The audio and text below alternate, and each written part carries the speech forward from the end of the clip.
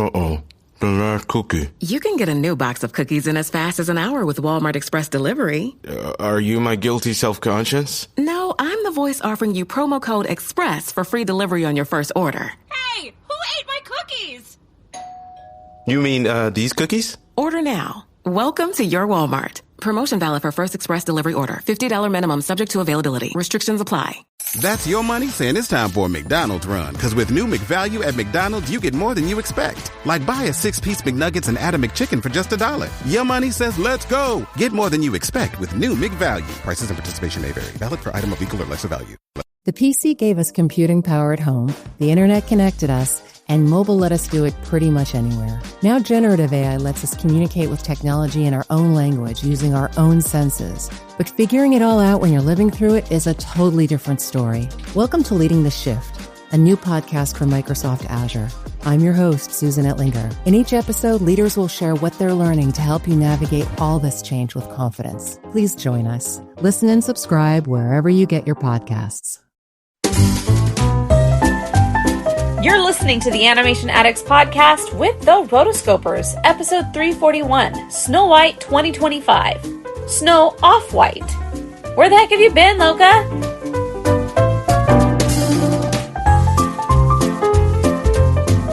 Welcome to the Animation Addicts podcast with the Rotoscopers, the #1 place to get your animation fix with animation addicts just like you. Each episode, we dive into the wonderful world of animation featuring Disney, DreamWorks, Pixar, and everything in between. From hilarious discussions and movie reviews to interviews with industry insiders, this show's mission is to brighten your day through our love of animation. So hop on your nerdy couch, grab some snacks, and get ready to hang out with your animation besties because it's time to dive into today's episode. Hey there, animation addicts. I'm Morgan Stradling. And I'm Chelsea Robson. And today we are talking about one of the fairest Disney princesses of all time. We are continuing with our Disney live action remakes. We were doing Disney Plus exclusives, but with Snow White 2025 coming out, how could we not sit down and review this one? I feel like this movie has had years of controversy and drama surrounding it, and it's a big one. We finally made it. We can finally look at the final product and think, was this really worth all of the drama? Was it overblown? Yeah. Was it overblown? So stay tuned. We're going to talk about that up next. Springfest deals are still in full swing at Lowe's. Right now, get 5 bags of Stay Green Premium Color 2 cubic foot mulch for only $10. And get up to 40% off select major appliances. Plus, save up to $300 when you buy 2 or more select GE kitchen appliances of $396 or more. Lowe's, we help, you save. Valid through 4/16, excludes Alaska and Hawaii. Selection varies by location while supplies last. See Lowe's.com for more details and qualifying items. Waiting for the best deals? Spring Black Friday savings are here. Shop early access now at Blinds.com and save big on new custom window treatments. Blinds.com makes upgrading your window treatments easy with free virtual consultations, free samples sent to your door, and professional measure and installation services. Plus, you always get Blinds.com's 100% satisfaction guarantee. Shop Blinds.com's Spring Black Friday early access now. Save up to 40% with minimum purchase, plus a free measure. Rules and restrictions may apply. This episode is brought to you by Progressive Insurance. Do you ever find yourself playing the budgeting game? Well, with the Name Your Price tool from Progressive, you can find options that fit your budget and potentially lower your bills. Try it at Progressive.com. Progressive Casualty Insurance Company and Affiliates. Price and coverage match limited by state law. Not available in all states. Last week was our first playoff game, and my plaque psoriasis was so itchy under all my gear. Sometimes just thinking about scratching could take me out of the moment. And then my doctor told me I could get clearer skin with a pill called Otezla. Otezla apremilast is a prescription medicine used to treat adult patients with plaque psoriasis for whom phototherapy or systemic therapy is appropriate. Otezla can help you get clearer skin after just 4 months. Okay, ready for the next game.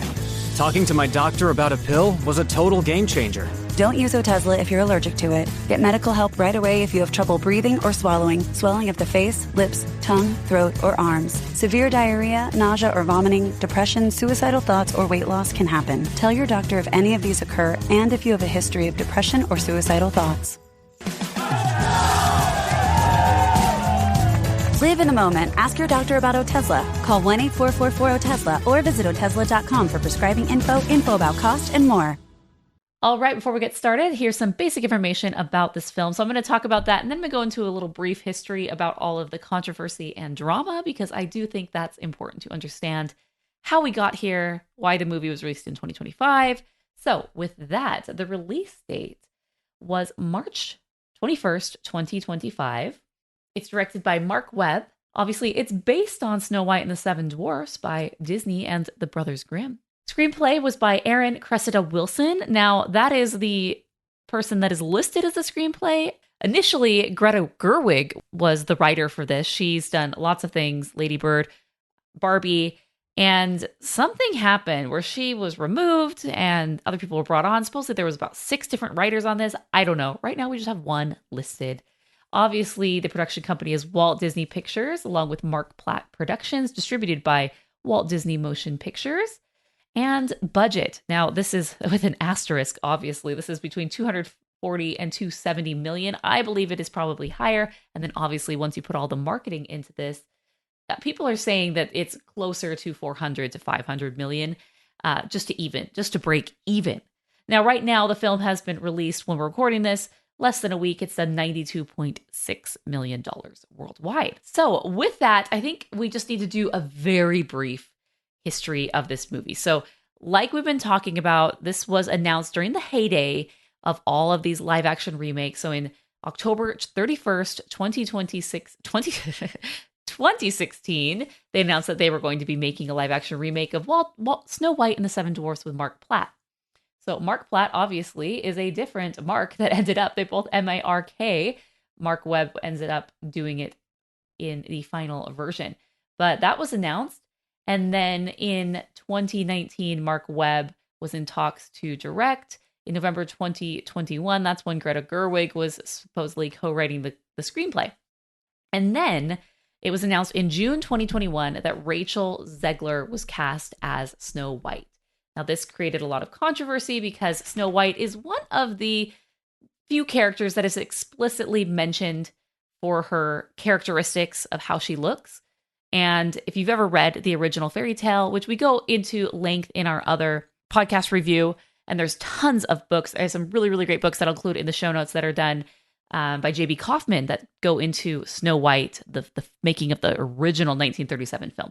But obviously, the mother of Snow White is sitting by her windowsill. It's very snowy outside, and she says, "One day I wish to have a daughter." And she's embroidering, and she's saying, "I wish that her skin was as white as snow, lips as red as blood," because I think she pricks herself with the needle, and then the red blood falls onto the snow, and then hair as black as this ebony frame. Now, she had like a frame that she was putting the embroidery on to hold it taut. And so that is the origin of the name of Snow White, because later, I think a year later, she has a daughter. And that's something that's just always been important for Snow White. It's just her origin story, if you will. But Disney, being Disney, decided, no, we're not going to do that. They cast Rachel Zegler, who's a Latina actress, and that was the initial round of controversy. Now, I'm not surprised because Disney loves their diversity casting, and they really just want to take all of the European fairy tales and totally change them from their origins and make them this multicultural version of fairy tales instead of the original European fairy tales that they were. Next, so they start filming this, right? And then in September 2022, there was the D23 Expo, and Rachel Zegler and Gal Gadot walked the red carpet. I have always said Gal Gadot, but apparently in the past few years, we all say Gal Gadot. So there you go. And Rachel Zegler starts just running her mouth about how this isn't 1937 anymore. We are not making a princess that needs to be rescued. She doesn't need no man. She's going to be fearless, fair, brave, and true. She has these, clearly she's said that many, many times. Right. And saying this is a different Snow White. Like, she, in the original, she had a prince who was a stalker, and he stalked her, and then just kisses her. Weird. That's the one of the probably her number one most quotable line from this point and forever. That's Hollywood, baby. That's Hollywood, baby. Yeah, she also said, who knows? He's not a prince, but my co-star, he could get cut. That's Hollywood, baby. Oy. So just the whole thing was just like, what are you saying?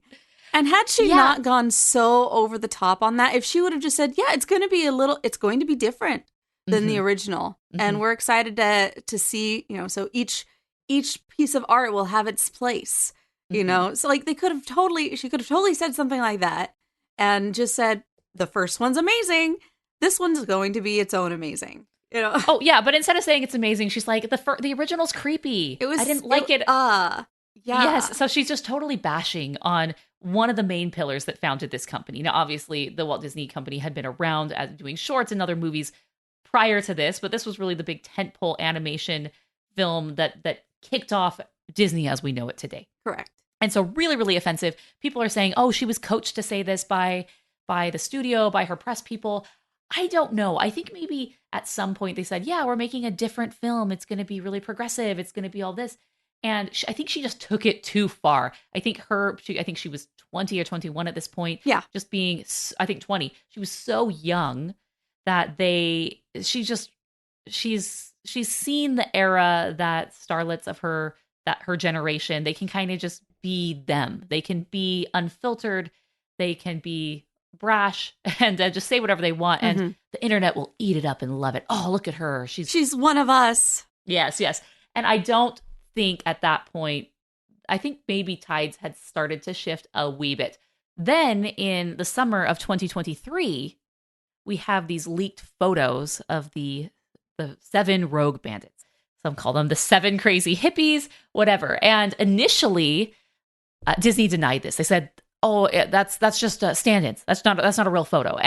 But the internet had gone crazy because the internet only knew a little bit here and there. They hear Snow White, and you automatically assume 7 dwarfs, even though the film was never called Snow White and the 7 Dwarfs. But they obviously, and this is very clear after having seen the movie, they obviously changed the movie drastically from what we knew it, which I think we will talk about at length would have been a better move in the end. So instead of having 7 dwarfs, they ended up having these just 7 rogue characters, 7 plus 1. There was kind of like this prince character.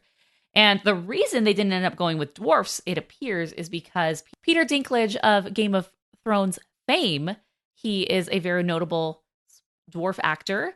And he had gone on a podcast or something and given, when this was in production, talked about how, oh, it's so offensive. They're going to be making this backwards movie about dwarves living in a cave. How offensive to my people, basically. And essentially what he did is he pulled the ladder up from behind him because he has become one of the most famous little people actors. And this would have been a really cool opportunity for them not to do CGI dwarves, but for them to hire actual people, which it seems that's what the route initially they were going to do. So that was another controversy that happened. So then once the rogue gang of bandits was leaked, Disney freaked out. They said, no, it's fake. No, it's just stand-ins. But then turns out it actually was. And they reversed course and decided to do a bunch of reshoots. Now, reshoots to totally incorporate some more of the traditional elements of the Disney 1937 film. Mainly the dwarfs, which are kind of an important part to the story. But hey, if you're going a different direction, I can respect that. But they caved. They lost their spine and went that direction. Well, then just a month later, remember I mentioned those initial comments by Rachel Zegler at D23. So those just came and left. No one thought anything of them. Wasn't a big deal. They didn't get much airtime. But then after all the controversy with the 7 dirty hippies, the bandits, whatever you shall call them, the non-dwarfs. There's just one little dwarf. There's one small person, but then everyone else, it's like, oh man, really? You had to go, you did a token small person. Like, thanks a lot. Yeah. So you have that. But then I think because of all that controversy, people on the internet start digging stuff up. And so that's when these comments that she had made, which were so offensive to the Disney community, just people in general, for her behavior and attitude towards the original, start picking up steam. And then, again, so controversy, this movie. So Disney, not sure whether it was in the summer or after this point, they decide, I think it most likely was after the photos and all the outrage that happened with those photos. They go back to the drawing board. They postpone this movie over a year. They can rework it and basically add the dwarfs in and a few more elements to make the original fairy tale. There wasn't going to be a prince. There never was, but there was never going to be a love interest. He was just someone there, I think, to play off Snow White. And so she could just be a bigger boss than him and show that I'm the independently going to save my kingdom. Exactly. But as we can see in the film, which we will talk about very soon, I just need to give this backstory. Yes, and so, but then a year later, or at some point, they give first photos of Snow White, and it's Snow White in the dwarf cottage, surrounded by the 7 dwarfs. And holy cow, nightmare fuel. These dwarfs these are CGI Uncanny Valley, and people don't like it. And yada, yada, yada. Here we are, finally, 2025 It's just every comes. step of the way. Yes, they just were like, what are you doing? They couldn't win here. No. They could not win after the train had already left the station. So with that, I have lots of thoughts on Snow White. I went and saw it. And I heard initial reports that, okay, because of this, no one's seeing it. It's going to be a big box office bomb. I think initially it is. It's done worse than any of the theatrically released Disney live action remakes, even worse than Dumbo from 2019 as far as opening weekend. And for that to happen in 2019 was the pinnacle, the heyday of these doing well in the box office. Right. And that was the Tim Burton version of Dumbo. It just didn't resonate with audiences and didn't do well. And so for this to do worse than that, I understand this is post-pandemic and the world has totally changed, but then we've had Spider-Man No Way Home. Right. There's been big blockbusters that have happened if the story is there. And yeah, so I was expecting a totally empty theater. I've seen lots of things online of people saying, look, there's no one seeing on opening night, 7:30 p.m., like prime time. I saw a 7:50 showing on a Saturday, and it was basically packed except for the first 2 rows. So my audience was still interested in seeing this. My audience was not. Nice. I am in Myrtle Tale Beach. of Two Cities. Yes. No, I am in Myrtle Beach. Granted, I went on a Monday at 4:30. So this, already you're not really looking at prime time for movie going. However, I will say, though, when I went in, the lady who is selling the tickets, she makes you pick the seat that you're going to be in. And so I look at it, and it's like, I look at all the colors. Okay, which ones are open? Which ones are taken? The first 2 rows were taken. And so I just grabbed my single seat on the 3rd row. And then I walked in, and there were 0 people in the theater. And I'm just like, So these are things that I am distrusting that all of the numbers are complete. There is definitely some cooking of the books. And is that the actual theater in order to make it look like there's more people there? Or is that like... Do they block those out until it hits a saturation point where then they free them up? Yeah, you don't... Nice conspiracy theory there. Exactly. I don't know. I mean, because you don't ever want to go to a movie where you're the only one. Actually, I do. I enjoyed it being the only one. But it was like, especially on opening weekend, you don't want to give the perception that nobody wants to see this movie. And so it's like, okay, I can see that as being a possibility that maybe it's the theater actually like saying things in order to like hope people come in. But it could not be, it is very possible that it is higher up than at the local level in order to make it look like there's more people coming to this than there are throughout the country. Yeah. So when I purchase my tickets, I go in person typically because I hate spending, $1.75 to $2 on fees to purchase it online, which I think is so silly and dumb. So I went, as the movie was starting, I get there at 7:50. And they were all full except for just, single seaters here and there. And so I, pick one and I go. And then in the theater, there were still, even when I, turned around to see once the movie had started, there were, empty seats here and there, which makes me think that people buy these tickets online, think that they're going to go and end up canceling last minute because I was supposedly supposed to be by myself and there were 2 empty seats next to me and they stayed that way. So I don't know. But let's talk about the film. So where do you want to... I have so much. I'm like, wow, this is going to be a 2-hour episode. I just feel I have so much to say about this movie. But shall we go kind of scene by scene, start with the opening? I think that kind of makes the most sense so we can hit all of the different story beats. But unless you have something high level you want to talk about. We can go scene by scene. Okay. That's basically how my notes are written. So we can do that. Okay, so starting out, I will say, the beginning movie, the first 30 minutes I was pretty okay with. It's pretty traditional. It's pretty standard. They've changed a few things here and there, but for the most part, it's sticking to Snow White. And I will say that after watching this, and even from the very beginning of watching it, it's clear, especially knowing this backstory, there are two different movies happening here. Oh, yeah. That don't cohesively mesh together. And it's a real problem. There's the movie that they wanted to make that was more progressive and bold and featured Snow White in more of an assertive role. I would like to know, was this originally its own musical? I think it was. I think from the very beginning. And they wanted this to be this like original musical. The original songs are great, but we're not going to be doing those. This is going to be its own thing, which makes me think Disney didn't want to make a Snow White film. It's obvious they didn't want to make a Snow White film. They wanted to make this film, whatever this was. Yeah. With this socialist undertones and this like princess who independently saves the day, whatever. Like they wanted to make their own fairy tale, but they couldn't. They didn't trust themselves enough to do that. And so they had to take, in my review, I write, the skin suit of Snow White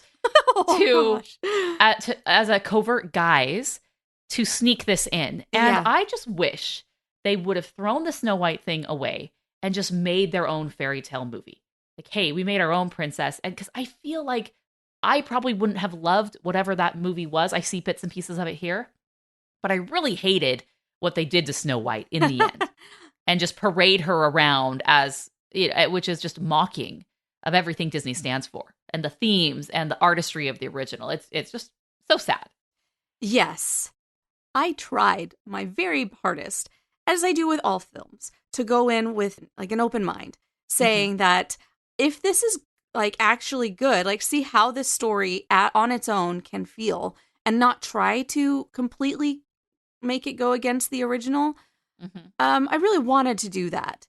And there are certain elements that exactly what you just said, that are just like, if this was their own thing, I would have accepted it and been like, okay, it's this. As opposed to being like, but what is this exactly? And like, you're this, but you're also not this at all. I would like to actually talk about my good moments and then everything else. So like, of all the things, I actually really liked how they portray, I really liked the music they use with the dwarves. I felt like that little sing-along and going along in the mine was a fun little thing. And it was really well produced. Like, sonically, I'm saying, I really liked that song. All of the songs in this, I felt like were decent enough, if on their own. I didn't feel like there was anything that was like, this is a bad song or anything. None of the newer ones were memorable. You start out with this opening dance song, and you have them, the king and queen, introducing Snow White to her people and going out, and she's sharing her little head garland thing. And yeah, so it's like, it's this nice, fun, happy, bright thoughts. It's kind of weird because they do really throw in a socialist vibe, which completely goes against how an actual king and queen work. Because it's like, honey, that castle didn't build itself. Yeah.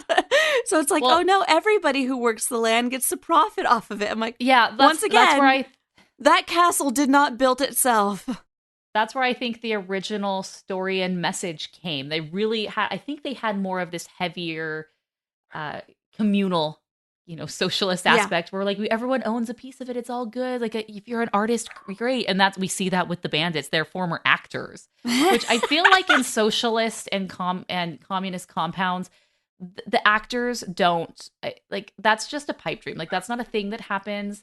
They're the ones that are first exiled, but they just tried to like paint this weird picture of like, we're actors and now we don't have any work anymore. And so now we're having to steal Robin Hood style. Yeah. I never saw them steal anything. So, but yes, I think that's elements of the original screenplay that was definitely toned back. And it didn't work because it was like, look how good she is. Little Snow White, she gave her flower crown. Yeah. Like if you really wanted to give a punch and like show your message, like have her give your real crown. Because the king and queen had real crowns. Right, exactly. And she just had this little flower crown that like every little girl gets like as a flower girl, and you put it on your wall and it dries. It's like your little memento. And so years later, the girl has it and shows her. It's like, okay, but that means nothing. Like that's like a not important thing. That's not even something that you could sell when times go bad. Right. So talking about the songs real quick. The songs were done by Benj Pasek and Justin Paul. So they are the songwriting duo known as Pasek and Paul. Pasek and Paul. And I didn't know that initially. But once I did, I was like, oh. That makes so much sense. It makes so much sense, right? So you might know them from a variety of stuff, but they've done The Greatest Showman, Dear Evan Hansen on Broadway. They also wrote the new songs for the Disney's 2019 Aladdin. So what is it? Speechless? Yeah. Is Jasmine's song. And I felt in Aladdin, the new songs that were written just didn't match the original. They felt very modern. They felt, modern Broadway. And if that's what I felt with do these. a full modern thing, yes, then do a full modern thing. And The Greatest Showman is amazing. That was one of the first original musicals to come out in a long time, and it did amazing. I remember my sister saw it 3 or 4 times in theaters, and it just was this big thing. Brought for the first time ever. It's like, well, we have the original musical, and it's doing incredible. And so I think they wanted to ride off that success, and they wanted to do that for Snow White. And so they bring these guys in, but not knowing who they are. In my notes, I wrote, this feels like generic 2010s musical. Not that that's bad, but that's like if I were to you think of musicals from the 80s. They are like these ballads, Phantom of the Opera, Les Mis, like they have a vibe. You think of musicals from the 50s, Camelot, and there's The Sound of Music. Each of these eras musically have a cohesion and vibe to them. And so not saying that's bad, but this felt like 2010-ish musical, which is fine for what it was. And knowing that, I was like, this is cool. The songs aren't particularly memorable to me right now, but they do have a nice melody and beat, and I like them for what they are. But once they try to mesh in the original songs, they fall completely flat because you realize, oh my gosh, my heart fluttered when they were singing Hi Ho. Yeah. And I'm not even joking because it is so iconic. It is so memorable. It just has so many feelings and attachment to it that I'm like, wow. These are the songs I really Yes. And like I said, if an upbeat or at least a modernized version of Hi Ho was fun. I liked it, and I really liked how they moved everything together. So the first song, it's like an opening dance song, is called Good Things Grow. And it was nice. It reminded me of Encanto and Wish, which we have to introduce you to this town and we're going to sing about it, because that worked so well for Beauty and the Beast. But we could talk about why it works so well for Beauty and the Beast another day. Obviously, that one is like picture perfect how you do this. But I think so many others have tried to copy that along the way to different varying levels of success. And I think this felt so much like Wish. It's like, well, we just need all the people to dance and sing a song and welcome to our world. Yeah. And you have a narrator in there talking about things and just being like, this is how it all started and how beautiful things were. But then the next scene is they bring in the evil queen. So the mother dies, mm-hmm. and then the dad hastily remarries. We find out he's wowed by her beauty, and she's kind of he has all this charm and to her. Charm and magic. Like literal magic. But no one knows that she has magic at this point. Yes. Until the father dies. Or no, the father leaves to go fight off a threat at the Southern Kingdom. And I'm like, Hans? The Southern Isles. So there's some sort of invading threat in the southern border. Uh-huh. He disappears and we assume dies. And so she usurps the throne. Yes. And she adds taxes, and instead of a farm, she's making sure that they are now part of her guard, which is a very, what's ironic about this whole thing is literally socialism is centralized planning. And so she is going through and saying, okay, I don't want you to do this. I want you to do this, as opposed to the actual people deciding what they need to do in order to make their life good. Centralized planning comes in and is saying, nope, no, everybody's doing this. And as it would, everything goes to pot. So yeah, it's just really ironic. They think she adds taxes and forced conscription upon the people, and everything just, ends up in handbasket. And then we see Snow White being kind of this slave in her own home. She has to start cleaning the kitchens, and she's doing all this work, and she's kind of been forgotten. Like the One Ring, she becomes a memory and a legend. Like, what happened to Snow White? And I'm like, I don't know. She's sitting here in front of the gates where you have a visible view, and you can see her at times, later on, but you can see her, sweeping up the floor and mopping and doing this work. It's like, she looks the same. She looks totally the same. You guys have no eyes, clearly. Your poverty has really blinded you because she's here. Well, all the she didn't sell it soldiers very are well. going to see her, so. Well, and you tell me they're not going to tell her family, friends. It just was a weird premise that they tried to shoehorn into there. Right. They should have just said, no, like, we know Snow White's a prisoner and we feel bad for her. Not, the princess is no longer, she's not here. She's not on our side anymore. Yeah. So if she cared about us, what would she be doing? It's like, girlfriend is like a teenager. What in the world do you expect out of this little girl? So this is where the first part where I started noticing the costume design, because they have Snow White in her, I wouldn't say peasant rags, but in her rags that she does all of her house cleaning in. And they tried to, it was very strange because she's in kind of not like bright colors like she is later. She's in sort of a muted colors. There's all these different patterns going on. She has a plaid undershirt on top of the dress. And in the original, and typically when you show someone like this, their clothes are falling apart. And so they've sewn them back together. They're patched. And that's what we see in the 1937 Snow White. Right. Well, in this, the sleeves are coming apart on the undershirt of the dress. And then they're sewn back together with these wide stitches to make it seem like, like just doing our best to cobble this dress together. But it looked so fake. It looked like we designed the dress this way to have these odd stitches of like really wide stitches of the sleeves to make them come together, instead of she mended the dress and that's why it looks this way. Like, I can't explain it, but it looked terrible. It's like no one would have a dress this way. I'm going to show you a picture. Like Snow White cleaning dress. I don't know. I got to do 2025 on this. Okay, this is like the closest we can get. But you see how on her overdress, you can't really see it. There's like these big, wide blue stitches. Yeah. And yes. They're stupid. It's like no one would sew a dress that way. You wouldn't leave a 2-inch gap. You would put the pieces of fabric as close together and then you would stitch it. You would not it's like they're trying to give the impression of like her clothes are falling apart. They just look stupid. Okay. So that's when she sings. She meets Jonathan. Yeah. A guy called, what's his name? But I couldn't even remember him after the fact when I was writing my review. She meets him and he's stealing from the kitchens. And she's like, no, that's not yours. That's not right. And so we're seeing their version of what fair is. And she has this sense of justice. And she's fighting for the injustice of the people. So she is fair, as in that definition of fair. Whereas traditionally in the fairy tale sense, fair meant two things. And I went, if you look at the 1828 Webster Dictionary, there's a website that shows that. And I like using that because language has morphed over time for good and for bad. I think for the most part, we've lost the sense of true definition, especially when you're reading classic literature and works. It's better to go back to the original definitions to see like, what did this mean in context? Right. And fair meant fair as in light skin, but fair as in beautiful. And so when she says, mirror, mirror on the wall, who is the fairest one of all?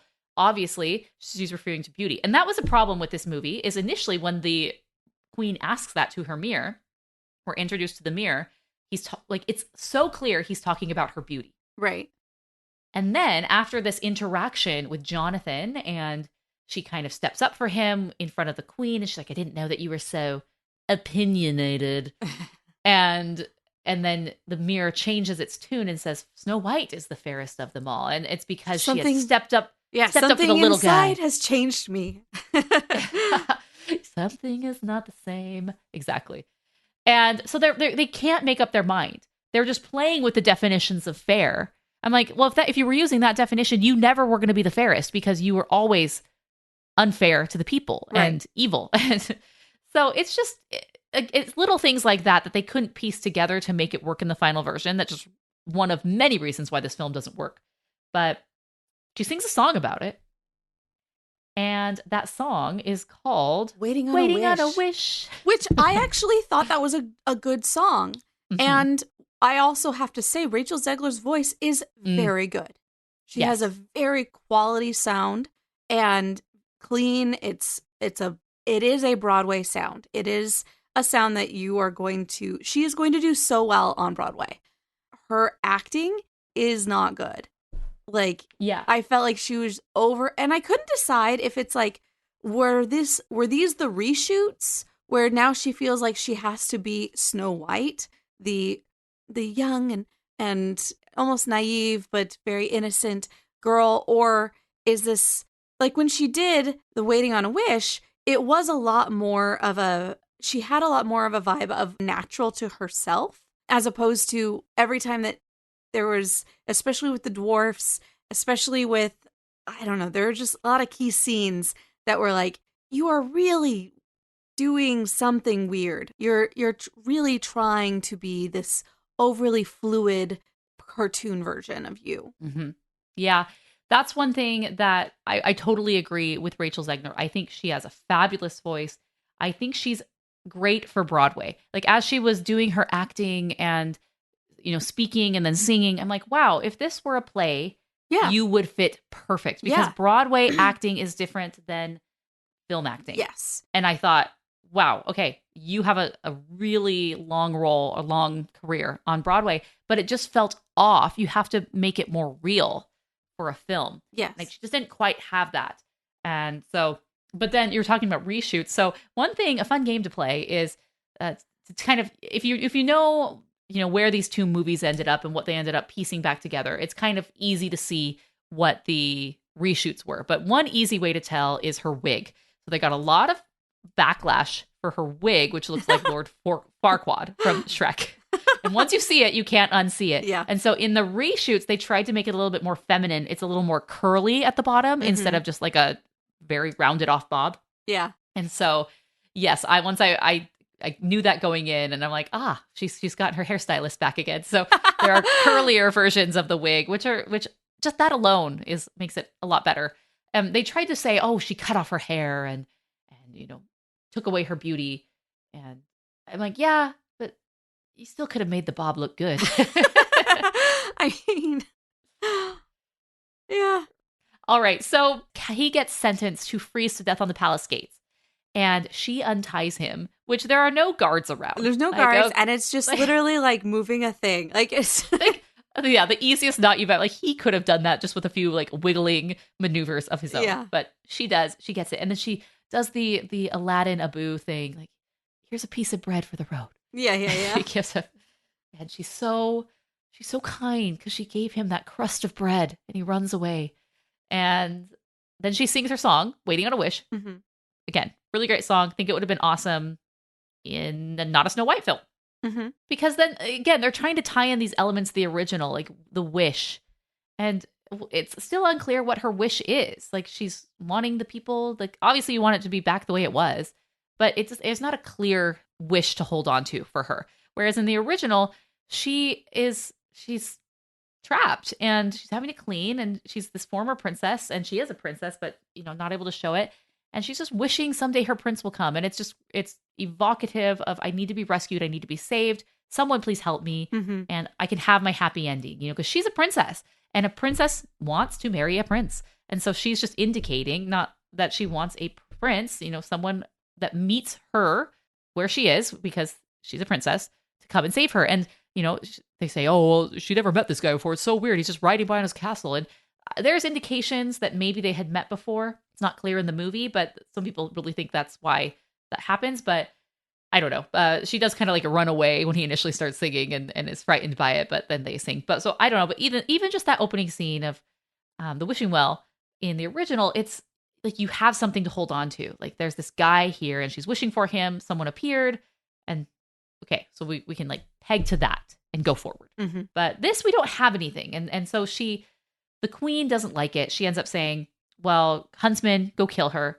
And so next thing we know, she appears in this gaudy, bright dress, and she's picking apples in the orchard. And then she tries to give one to him, like, here. And it's like, girl, he could have gotten one.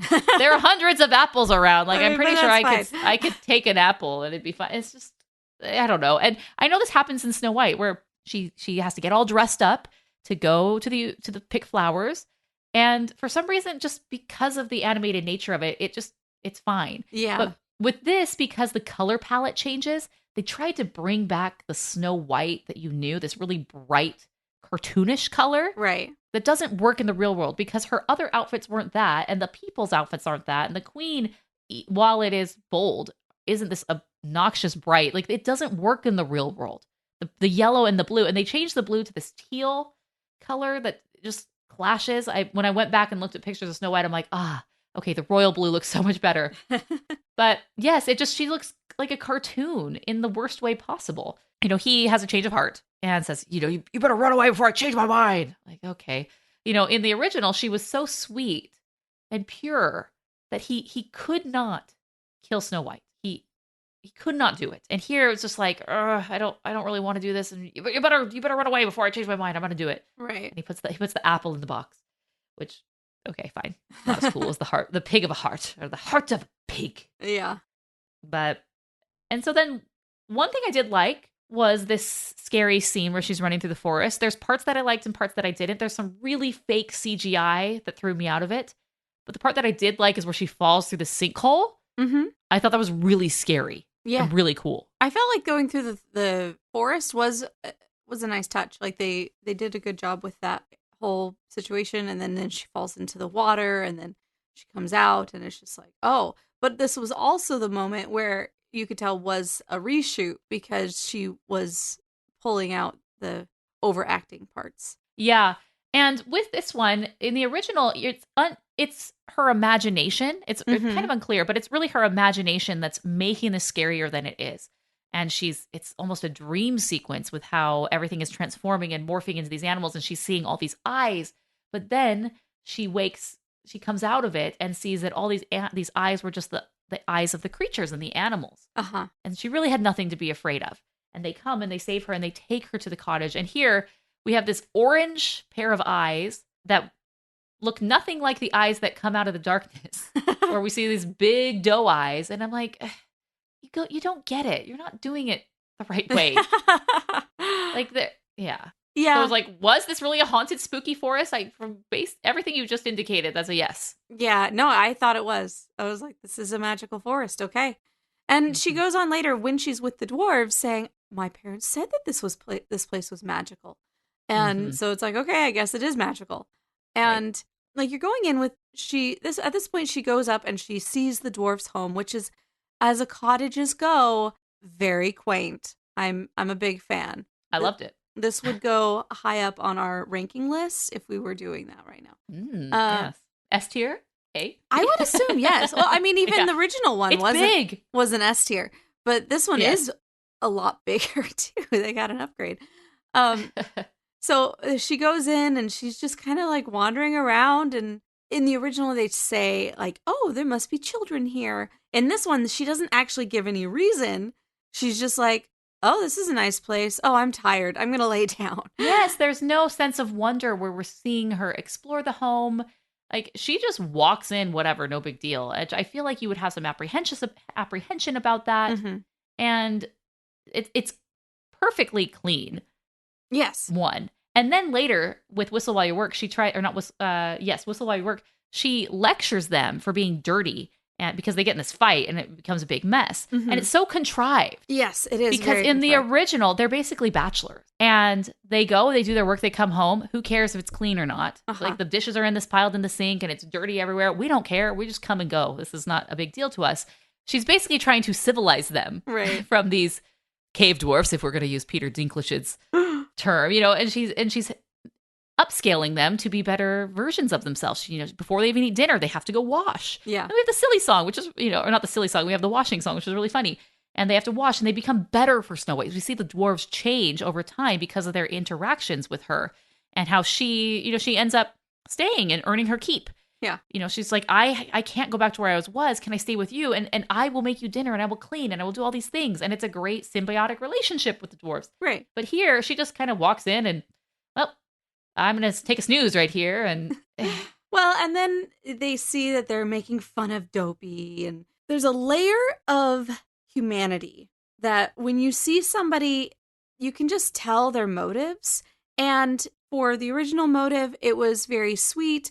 And you can always tell when somebody looks at themselves as on the same level as the other person that they're trying to help in occasions like this one.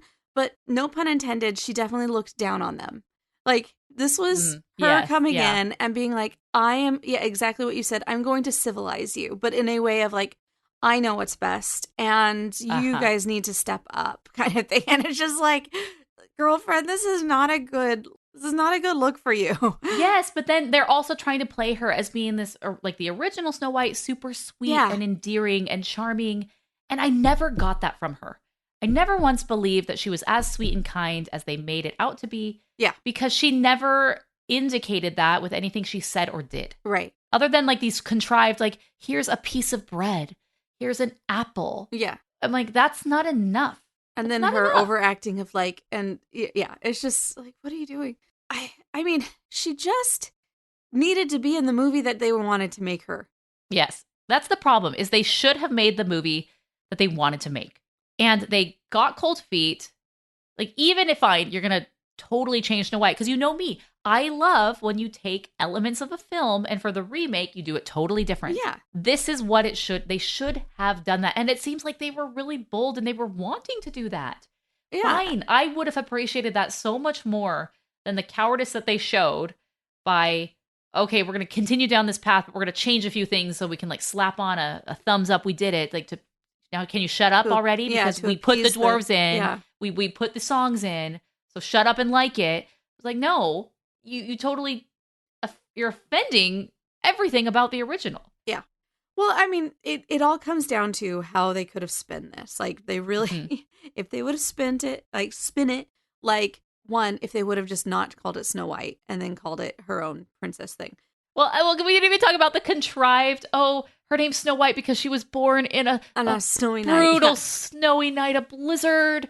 Everyone else survived the blizzard and she was inside the carriage. Like, yeah. Seems like she's fine. I don't know. It's just like, okay, eye roll. Yeah, all of these things. And I don't know. If they would have made this a movie on its own and then just left it and been like, this isn't Snow White. And even though we're trying to they were trying to Lion King it and be, hey, fans of Lion King, you want to see this. I promise you do. But it's like they've forgotten that they're Disney. And Disney had a reputation of no matter what it comes out, it's a Disney film. And therefore it'll be quality. And they never had to go back to the wishing well, go back to the same thing and do the exact same things over and over. And so if they would have just said, okay, no, we are Disney and we make quality things and actually make a quality thing and then show it on its own merits, we would have accepted it as it was, as opposed to being like, what are we watching? So here we are. Finally get to see, and like you said at the very beginning, you wanted to give this movie a chance and you went in with an open heart. Yes. Contrite spirit, right?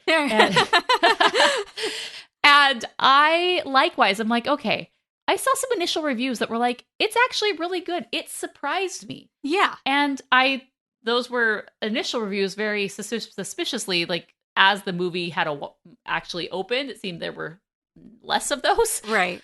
Disney was with the promotion of this film, they had it very tight-knit. Tight-knit? Is that the term? But they didn't have a traditional premiere. It was a closed premiere where they only invited their toadies who would go and do the appropriate interviews, and they could release all of the footage, the traditional trades and all the other people who do the red carpet. They weren't there. And then only very specific people went to the premiere. So it was like a fake premiere almost, because it wasn't, where you have fans that will have lined up and wanting to see you. And the fans they brought in, see the picture of her touching or like holding the hands of the little girls in the Snow White dresses. There's like a whole bunch of them. Like those were all flown in by Disney. And right. And they're all daughters of the other cast, right? And so that's fine. They wanted to do that, but it seems like the initial wave of press was like the very curated, who do we know is going to love this? But nonetheless, I went in and I'm like, okay, I'm going to give this a chance. And for the first 30 minutes, I thought, cool. This is not the best movie I've ever seen, but I'm fine with what's going on. But really, once there were issues, but once the dwarves came in, I was out. I was like, this isn't working. She's not just the way that she interacted with the dwarves. It's just so forced. Yeah, that it didn't make sense for the story. It didn't make sense for her character. And then we talk about the design of the dwarves. So they do these CGI dwarves. So again, they have the backlash. You can't hire little people because that's offensive. And we don't want 7 people to have work, which, oh my gosh, it would have been amazing. You know who would have been the best grumpy? Peter Dinklage. Okay? He is so grumpy. He's the angry elf. Yeah. But, okay, fine. You think you're too good for a job. That's cool. So, but instead, they're like, okay, instead of that, we're going to have CGI dwarfs, where they could have just gone back and said, no, like, we're going to fix this. We're going to have 7 actual little people actors. Right. And do this. And so they don't do that. And so we have these uncanny valley dwarves.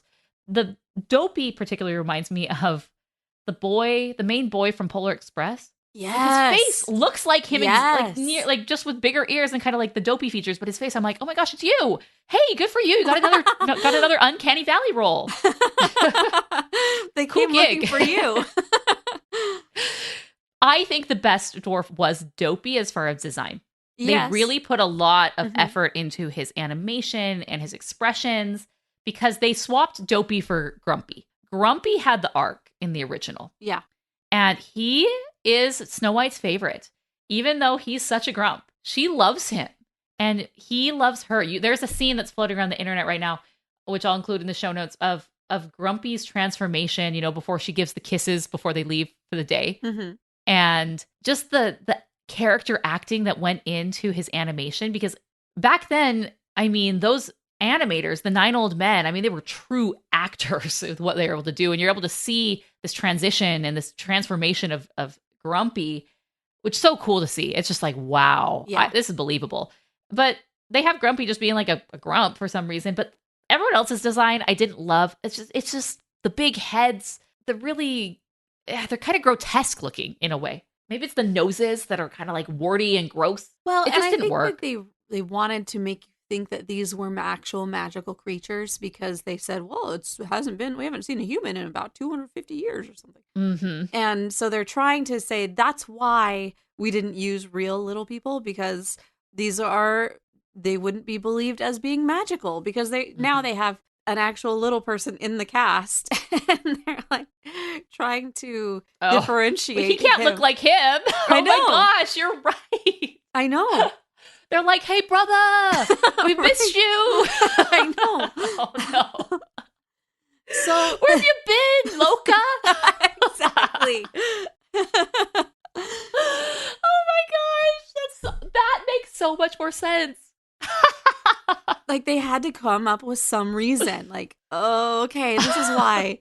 And I don't know. There's a couple points where I think the most offended I was the moment when, and I really hate this in any movie where it's done, where a girl like rips the necklace off of her neck. Gosh. And the chain just magically works right after. And it's like, that's not how chains work. Believe me. She did it twice with the necklace where they just rip it off. And I'm like, well, that's done now. Yeah. Unless you want to tie a knot on your necklace to get it to work again. Like, that's a movie trope that they do, is that because they don't want to take the time to actually because I would like to actually try ripping a necklace off the neck, and I bet it hurts. They just make it seem like so dainty. I feel like your neck would crane, like and I've had a necklace break off of my neck, and it hurts. Oh my goodness! Oh man, yeah, no good. Well, and then so we have this extended version of Hi Ho before they come, and it's like, hello, we have the welcome to our ride at Disney World. It is, the though. Dwarf Minecart Adventure, which is a ride at Disneyland. It's like they had to show, like, we have this cool ride where you can zip along in the cart. Remember? Mm-hmm.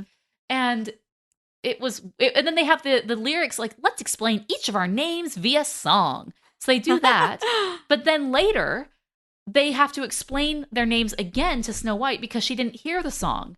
And I'm like, this is pointless. Thanks a lot for wasting my time. Why did you have to change hi-ho to talk about the names? And just it not cohesive. And I'm not sure. Well, no, we know that the dwarves weren't in there initially. So I feel like all of the original songs were never meant to be included. I agree. There was one that we were going to include in like the end credits or something, but it was like, this was a whole new musical.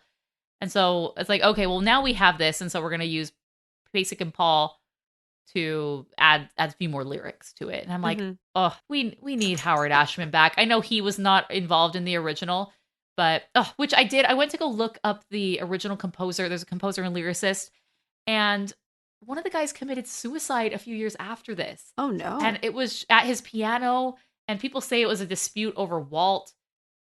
But then other people are saying it wasn't. He just had been suffering for depression for a really, really long time.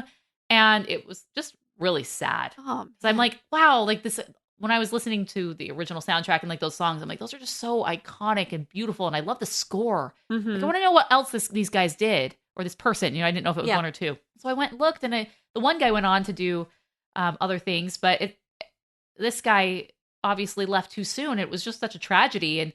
And now you can see why the Sherman brothers were maybe brought in. It's kind of like aligns to the same timeline, maybe a few years later they came. But anyway, very sad, very sad. So, so they kind of like, they're just here like, hey, we got to put the dwarves in. She's going to take a pit stop at the cottage, and then she's going to leave because she has to go. And then that's where she meets up with the people she's supposed to meet up with, which are Jonathan and his 7 out of work actors.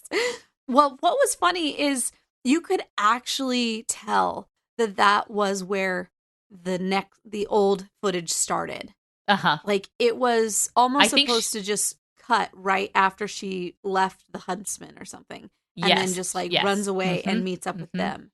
And I feel like that's because it feels different. Yes. Well, there's even two. Maybe I'm imagining this, but there's 2 different versions of the forest for the forest scenes. There's one where the forest looks really real, and I think they did film in a forest. And there's others that look like a total soundstage. This is the cleanest forest floor you've ever seen. There's not a leaf on the ground. It looks like fresh wood chips put everywhere.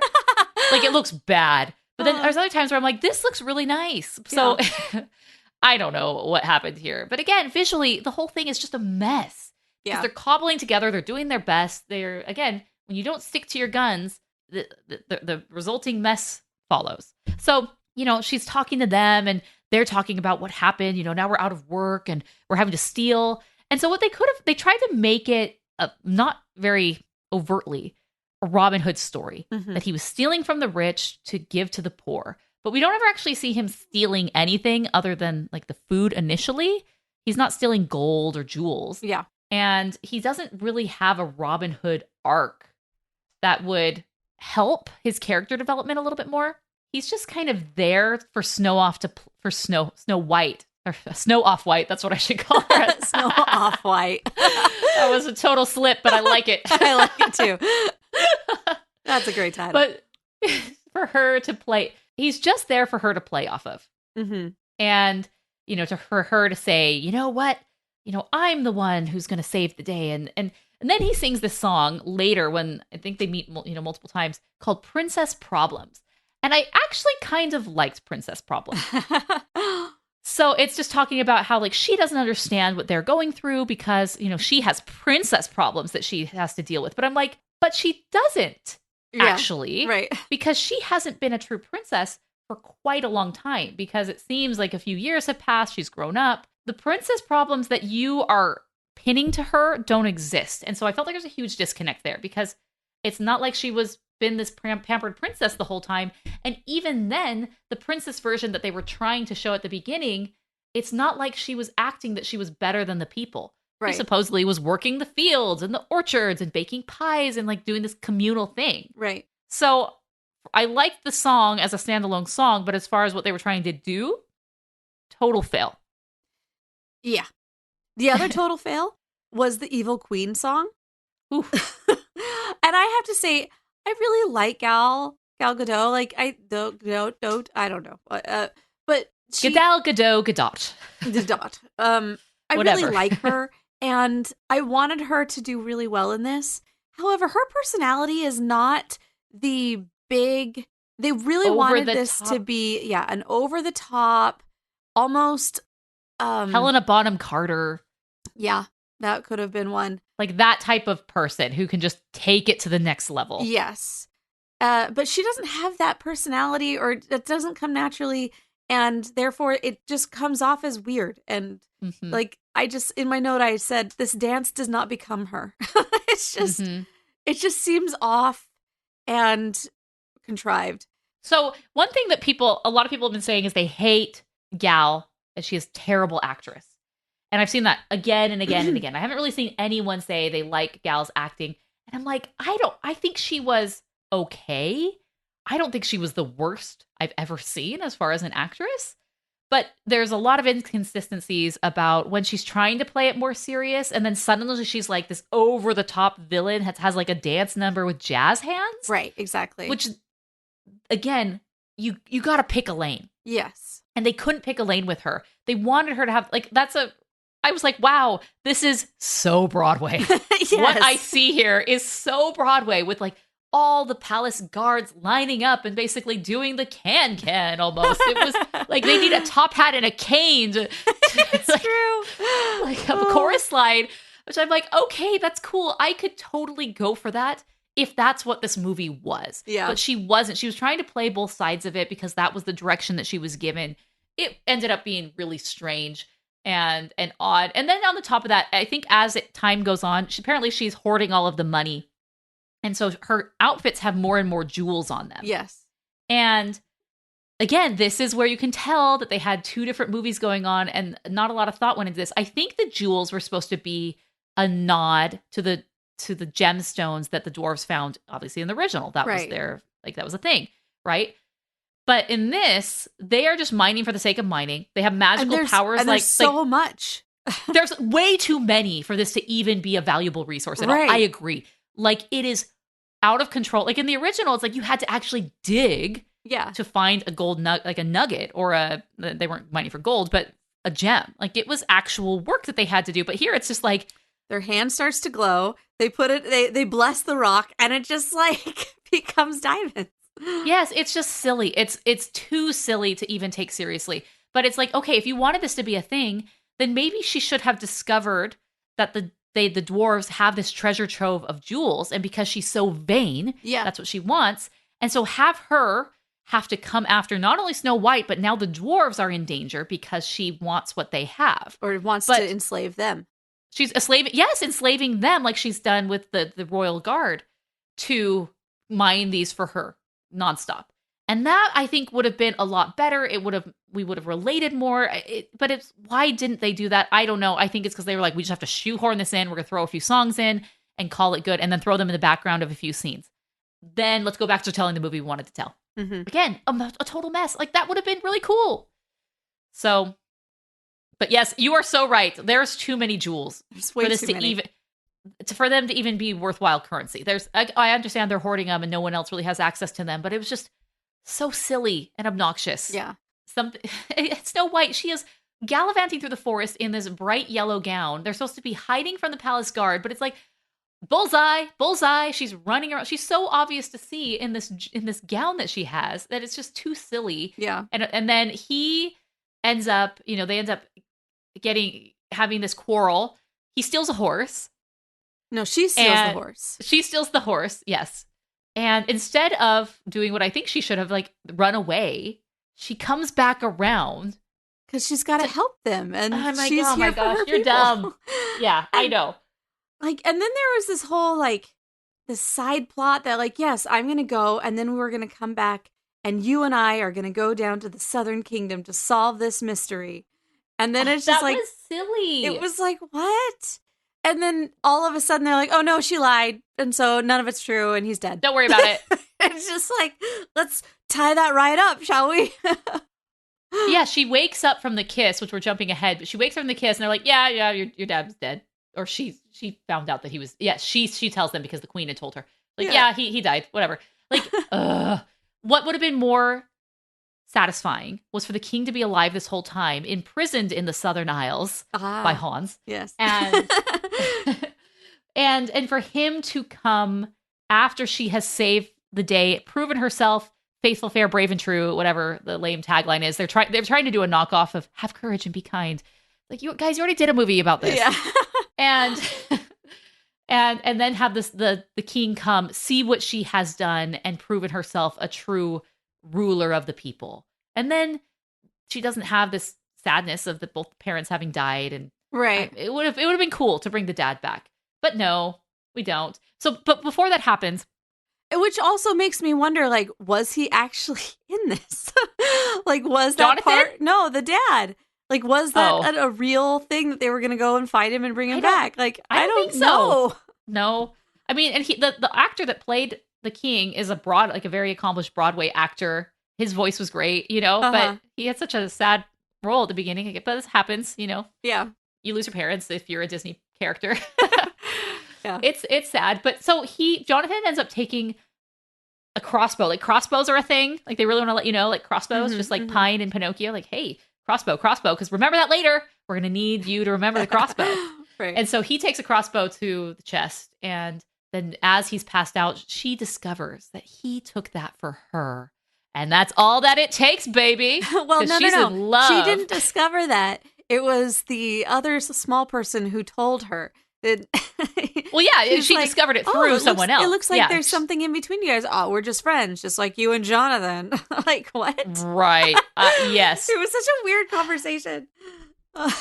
And that's the problem. So then they jump, like, they're sitting there. He's like recovered. They're sitting outside. They're having like a picnic in the patio sort of deal. Right. And then suddenly it's like, and now we have a song coming on. Exactly.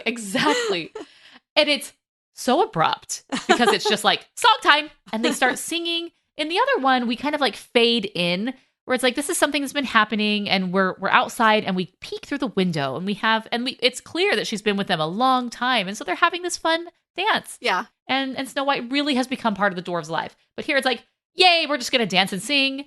And then you have the yodeling song. So I love it. Like, as I was singing, I was like, oh my gosh, this is, again, very reminiscent of the origins of the original German fairy tale.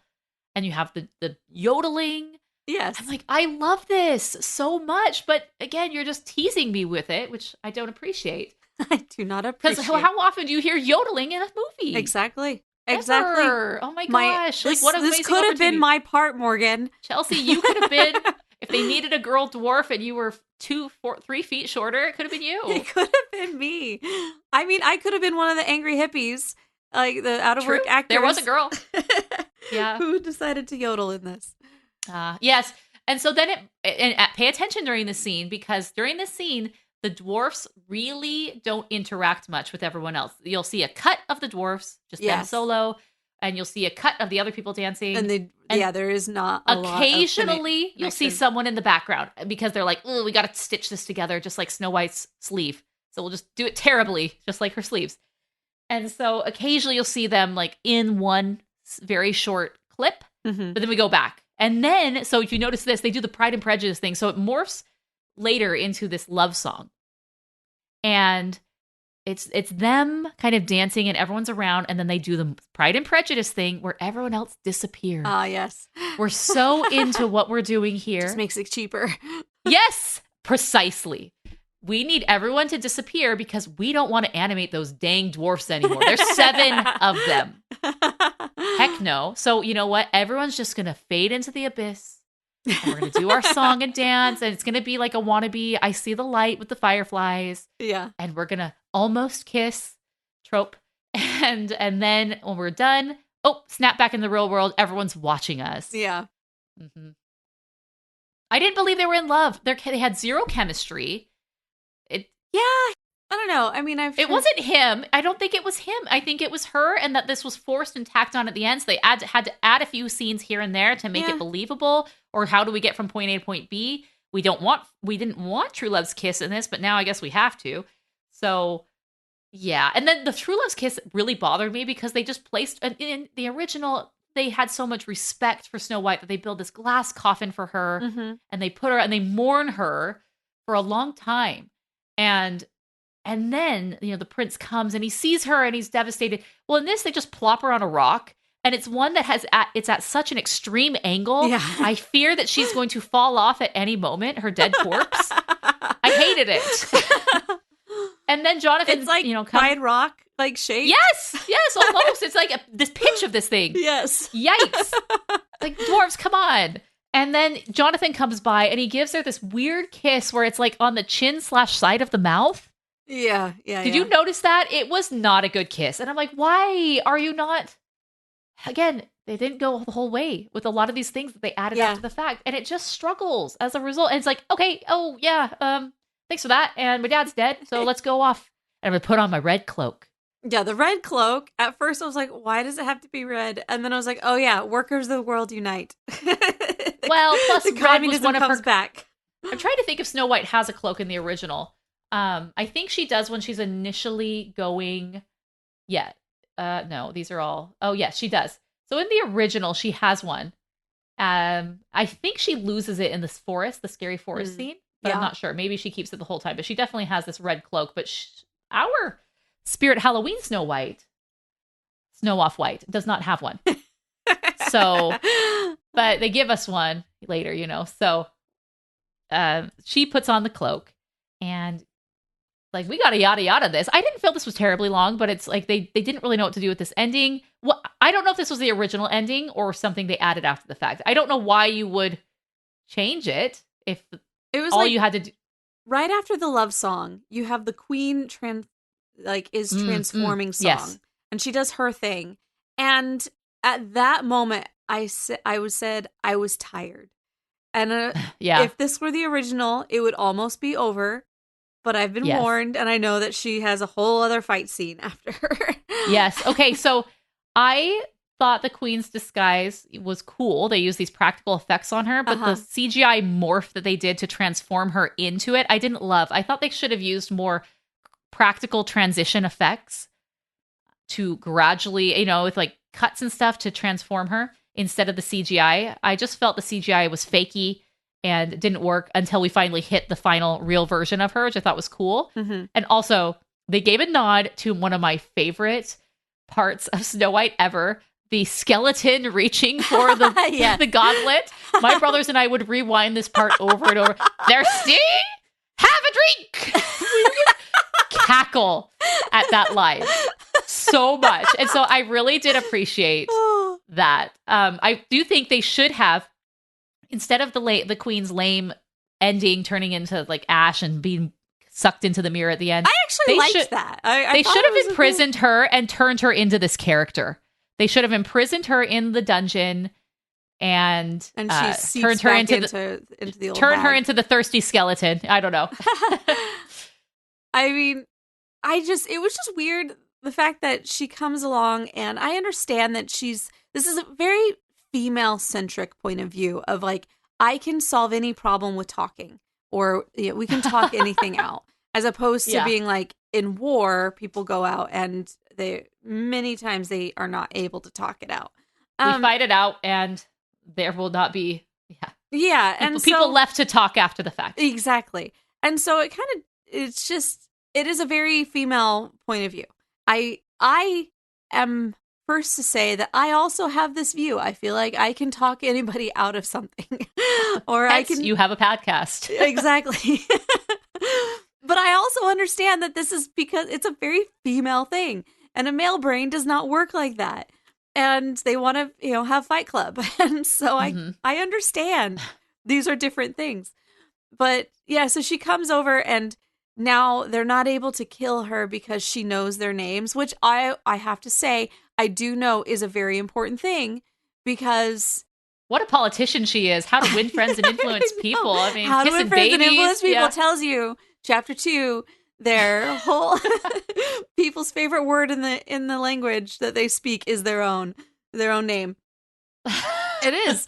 And so I get it. Like, maybe she just had all these palindromes to like help know all the stories and backgrounds of each one of these guys. But it was funny. She was like, and Paul, I knew you back in the day. I was like, I don't feel like either of them are old enough to really know this and have this kind of a backstory. They're all seem like in their young, like 20s. Like, I remember when I was young, you had your wife, and I was just like, I feel like you would be older. I feel like he would have been maybe like a senior and you were a freshman. Right. Like, let's talk about this. It's true. Like, I just thought it was so funny. It's like, hey, Paul. Like, what kind of a name is that? Right. Yeah, I know. She wins it over with talking and knowing people's names. That's all that it took to break the spell. And they all turn on the queen. And the queen, apparently, because even though she has lots of powers, and she indicated that's how she was able to overtake the throne and convince the king to marry her, was through her sorcery. Right. In that moment, oh, what am I to do? And she gives her the dagger. Like, if you really want to, this crystal diamond dagger, stab me. Do it. And I'm sitting here like Emperor Palpatine. Do it. I'm like, come on, Snow White. But of course, this is modern Disney, and even the original. I mean, it's a very female. Like I said, this is a very female way to do something. Yeah, and so there's no payoff because the original, the dwarves are they think Snow White has died because they see Snow White's body, and the queen is hobbling away, which I never understood why she couldn't. Clearly, the spell had some sort of time element to it where she was trapped in this body for a while, so she has to hobble away. They're chasing her in the thunderstorm. They're getting vengeance and revenge for Snow White. They chase her because they are going to kill her. They get their pickaxes. They get all of the weapons, the tools turned weapons, right? And she runs away. She's trying to get this big boulder to smash them, and it backfires and it crashes on her and she dies. And that's a very satisfying end because how she has treated Snow White, everything she's done to Snow White, what she's done to the land and the people, yada, yada, yada. Right. But this, oh, she's a coward. Snow White, not Snow White's a coward, but Snow White doesn't end up stabbing her. She wins her over with words. And then all the palace guard turn on her and she runs away and doing what she does best. She goes back to the mirror because she's so vain. She just wants to make sure one last time. And then she loses her powers and gets sucked in like Ash because they tried to create this weird analogy with like diamonds are forever. Yeah. A girl's best friend. And look at this rose. It just withers away and dies. Okay. Like what were they trying to say there? I don't know. They didn't thread the needle of what that was supposed to mean. Lips red as the rose. Snow White doesn't interact with roses ever. Yeah. It's not like she pricked her finger on a rose. Yeah. There's lots of things they could have done to really make this work. One thing that I love from the original, I always love this. I don't know why. But so the queen tries 3 different times to kill Snow White. First was the laces, that goes into her bodice, and she ties them too tight. And they end up suffocating Snow White, basically. And so then the dwarves come back. If you've ever worn a girdle that tight, oof, it is no fun. And so then the dwarves come back, they loosen it, she's okay. They say, hey, don't talk to strangers. They leave, she comes back. She gives her this poisoned comb, and she combs her hair with it, and then it ends up killing her or like making her pass out, get stuck in her hair. They come back, they say, don't talk to strangers. And then finally, it's not a poison apple, it's just an apple. A poison apple, it is a poison apple, but it doesn't go all the way down her throat. It gets stuck in her throat, lodged in her throat. And then the prince comes by and he sucks it out. No. Oh, Chelsea, you need to read your original. Sucks it out. Wow. That's a big kiss. No, he sees her body in this crystal casket and says, I love her so much. He never met her. This is like the only point that the prince comes along. He says, I want to take her to my kingdom and give her proper burial. So the dwarfs acquiesce and they let her. And as they're walking down this hilly mountain, they slip and it dislodges. She falls, the casket kind of falls and it dislodges the piece of apple in her throat. Okay. So I'm not saying they had to do that, but if they wanted to move away from the apple, which I think is like kind of iconic to Disney now, they sell candy apples that look like the darn poison apple, for heaven's sake. I mean, they do not want to pass that marketing opportunity up. But I would have loved to have seen the comb. And I know this is just like a wish, but the comb would have been something different and cool. They could tie in elements of the original that they, got cut in obviously the 1937. So, but whatever. That's just wishful thinking on my point. Would have been cool, but no, yeah. And then they have the big dance party at the end. Everyone's wearing white for some reason because Snow White, get it? Everyone's wearing white. I've heard people call it the Diddy White Party. Oh no, we're not going to go there. Yikes! Oh no! Do not attend one of those if you get invited or if. Whoa! Oh man, that's a no. Yeah. We forgot to mention that Dopey And then, I can't think of the song, but it's like, oh. Maybe it's not that. That's like totally a different song, but it's like A Hand Meets a Hand. And that's, wait, no. Snow White Returns is by Rachel Zegler and Ensemble. Yep. A Hand Meets a Hand was the love song, but yeah. Yes.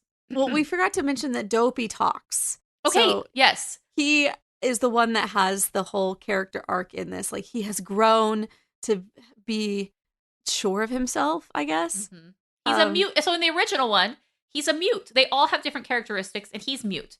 And we talked about in our original film. We got to go back and listen to that because it's really funny. One of the original dwarfs was called Deafy the elf, which they ended up cutting him. That was great. Yeah.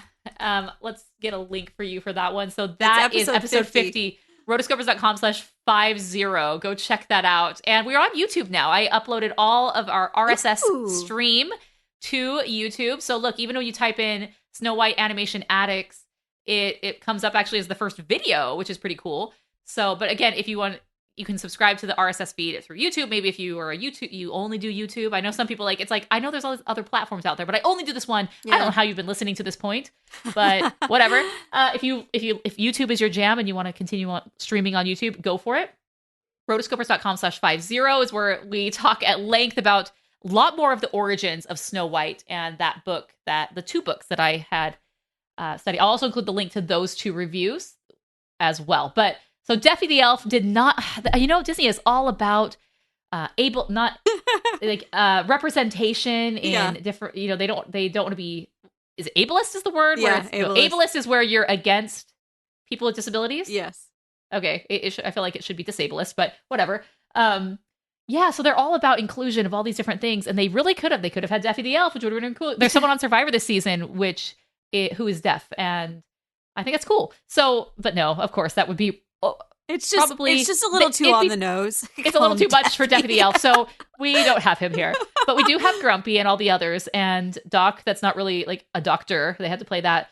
And then we have Dopey. So instead of Grumpy really having his moments, Dopey was just comedic relief in the other one. Mm-hmm. This one, they swapped Dopey for Grumpy. And Dopey is the one selected to have the character arc.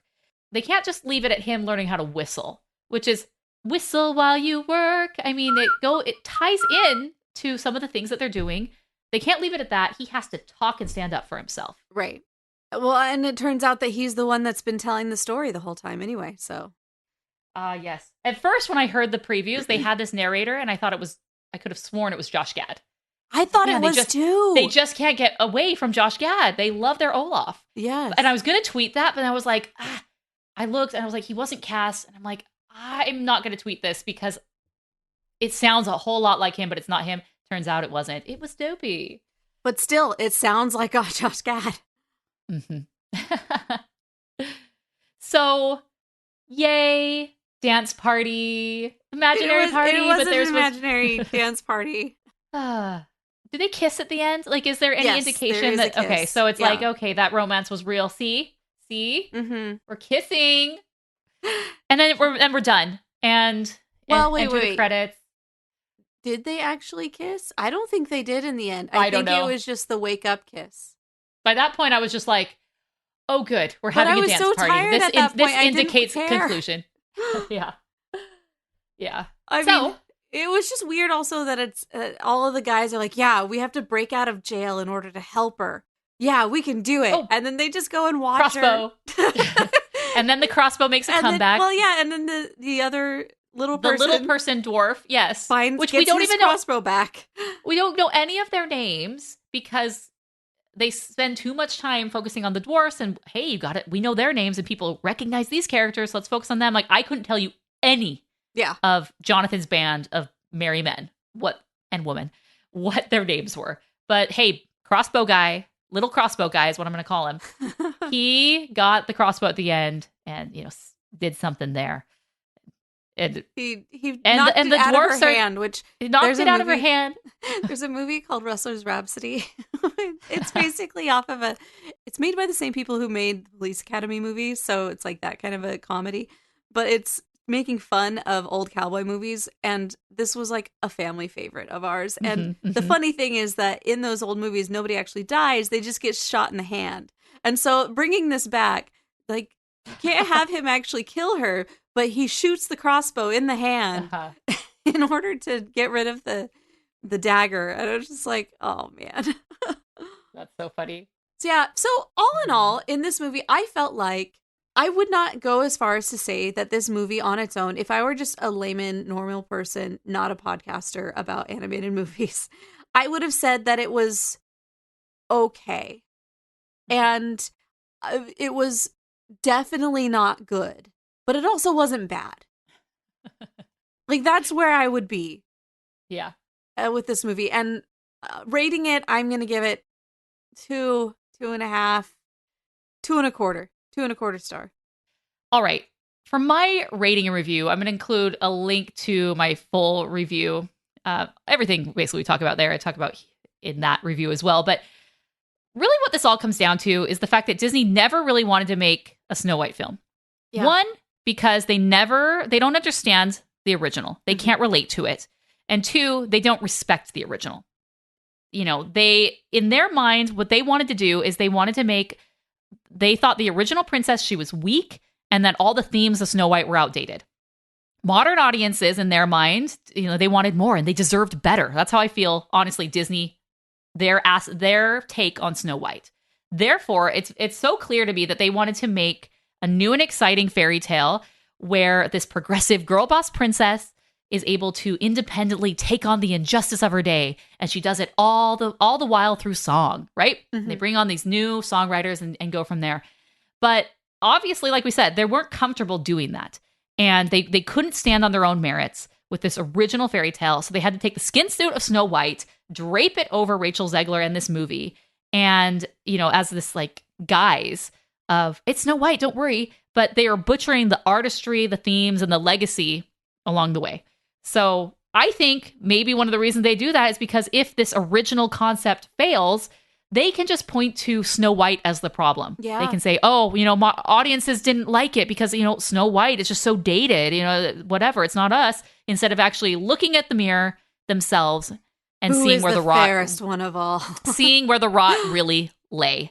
And that's how I feel about Disney and this whole movie. They wanted to make one thing, but for some reason they couldn't. They tried, and then they got really cold feet, and so they totally shifted while keeping elements of the original. It's a total mess. It's just as bad as you thought it was going to be, if not worse. I'm wishing that they would have just stuck with their guns. And that's shocking for me to say, because I don't think this original version was going to be that good. It wasn't going to be as iconic as Snow White, but at least it was something. And I could respect that. I really could respect this original film with new songs. They're taking a totally different direction. We're taking Snow White. We're taking a few essence of her, just an essence of Snow White, and going somewhere totally different with it. Even further than we took Cinderella. I would have respected that so much more. But they didn't. And this is a befuddled mess. It is a disaster zone. Train wreck, dumpster fire of a movie. And I'm going to give it 1.5 stars. There's things that I like. There's a few things here and there. I think the new songs independently on their own are kind of good. And yeah. So there we have it, folks. That's our reviews. Let us know your thoughts. I feel like this is all the YouTubers. This was their Super Bowl. This was their Christmas. It was the culmination of all these people talking online, just waiting for this movie to come out. And yeah. And here it is. It's finally here, and we get to see it. And Rachel Zegler has learned nothing, really. Yeah. So unfortunately, it's okay. I think she has a great career in Broadway, but as far as her original, as far as being a Hollywood icon and star, I think those days are over. I think the studios have realized that she is just a PR nightmare. I'll include a link in the show notes. There's this article from Variety that talks about how she was saying all these things online that were pretty controversial. It's fine if you have those opinions, but like when you're promoting a film, like knock it off. Yeah. You have people on all sides of the spectrum, and she wouldn't. And the director had to fly out to her in person to tell her to knock it off. And she still didn't. And fine, you want to stand your ground, great. But you made your bed, now you lie in it. And I don't think she has a career in Hollywood anymore, because who's going to take her on? And I heard she just recently got a role on West End. So great for her. Yeah. And that's being more outspoken that way is the Broadway way. Yeah. I think that is Broadway. And people it's a different culture over there. But as far as mainstream Hollywood, which is a bigger market than Broadway, I don't think it's going to work. And I will eat my hat if she ends up having just like an amazing, super long career, 10 years from now. On episode 1400 of the Animation Addicts podcast, we'll revisit Rachel Zegler and see where her career has been. We'll revisit you. So, and the thing is, like, it's such a shame. She has such a nice voice. It's a beautiful voice. She's a great Broadway actress. Mm-hmm. And it's just like, you just would have zipped it and not tried to, yeah. All right, guys, let us know your thoughts about this episode of the Animation Addicts podcast. Go to rotoscopers.com/340 to leave us your review of Snow White 2025. I am curious as what you liked, what you didn't like about this movie, and ultimately what you would rate it. You can subscribe to the show anywhere podcasts are found, and you can also, of course, find us on YouTube now. And I was just looking at the channel analytics, and there are people who are finding the podcast. If you look at our, awesome. I mean, we haven't put out videos in quite a while, so we're really just kind of coasting off of our old videos here and there. But already, our most recent episodes, they're getting views, which is quite a few views compared to what other videos on the channel are getting. And there's old, extremely goofy movie has gotten some views. Our Wallace and Gromit, a lot of our more recent ones. Our Pokemon episode has gotten a few views during the past, at least just the past 48 hours. Hey, my Yodel video is still up there. Your Yodel video is still one of our top 10. It's always been a player. Hey, it was an evergreen video then, and it's an evergreen video now. But I saw people were looking at the Snow White video, which episode 50, go check that one out. But I'm shocked. So I like it. So apparently it's working because you can see on our analytics, Chelsea, for sure. right here. I mean, we're getting like a certain number of views per day, and then it tripled as soon as the podcast went live. That's amazing. So I'm like, woohoo! So people are finding us there, and it's another way for people to check out the show. Please leave us a review. We finally hit 400 views on Apple Podcasts. So if you haven't left a review on Apple Podcasts, we would appreciate it and love it if you did. Give us 5 stars. Kisses, smooches, we love you. There was one there that I needed to share, Chelsea. I know this episode is like never ending. Sorry. But this person left us a review. They had to correct the record. Great podcast and longtime listener. The title is called James Horner Episode. I do have a correction to make on your James Horner episode. Okay. He never actually did the music for Hocus Pocus. He was slated to do it, but dropped out last minute. And John Denny took it up. So thank you, Cajun Equestrian. Love the name. For the review and for the amends of the record. Yes. Ignore him. So Hocus Pocus, let's just take that out of the mix. So good times. All right, guys, that's all we have for this episode of the Animation Addicts podcast. We love you.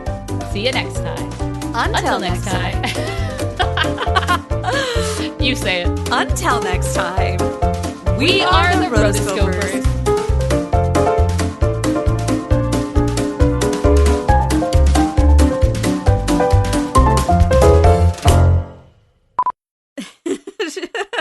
Stephanie sent me a text and says, Montana should probably have a producer's credit on Rotoscopers.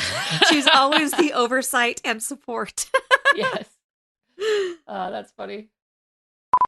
You've been listening to the Animation Addicts podcast. If you enjoyed this episode, don't forget to subscribe and be sure to leave us a 5-star review. We're available on Apple Podcasts, Spotify, and wherever you listen to podcasts. And if you want to help spread the word, be sure to share the podcast with your friends on social media. Just don't forget to tag us at Rotoscopers on Instagram and use the hashtag AnimationAddicts. For all the links and full show notes for this episode, go to rotoscopers.com/podcast. Now, if you still can't get enough for your animation fix, be sure to subscribe to us on YouTube and visit rotoscopers.com for more animation news, reviews, and interviews. Thanks for listening.